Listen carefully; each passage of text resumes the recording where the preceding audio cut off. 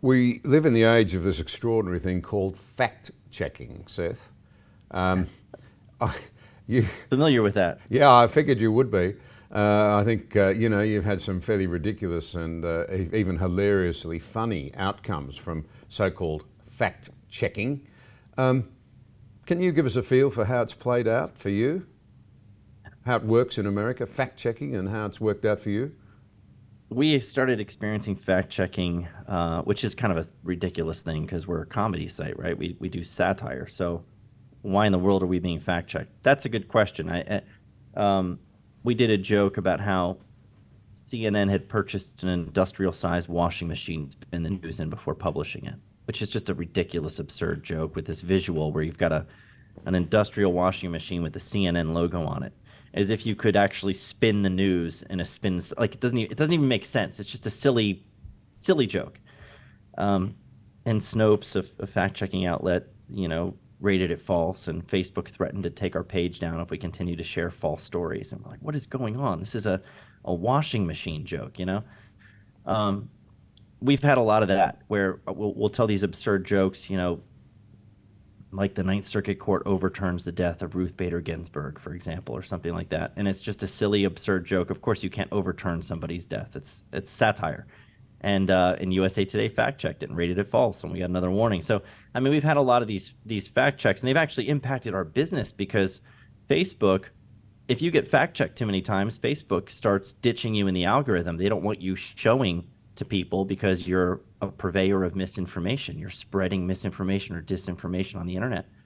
And so we started to get this reputation for being not legitimate satirists, but an actual misinformation hub that was trafficking in misinformation under the guise of satire. Those are the exact words of a New York Times reporter when they did a profile on us.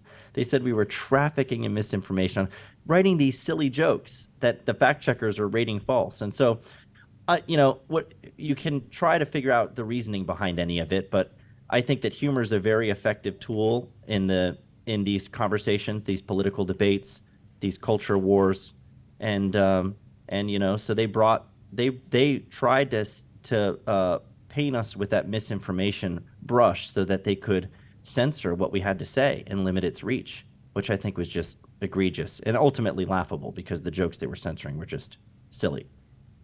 Yeah, but I think it underlines something that worries me enormously, this drift towards authoritarianism, even totalitarianism. We ought to recognise that authoritarian governments, totalitarian regimes have always loathed mockery.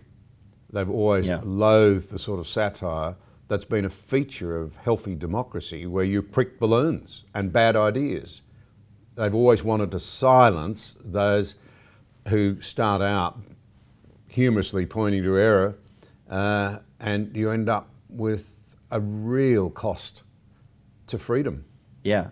They want state-controlled media so they can promote their propaganda, their narrative.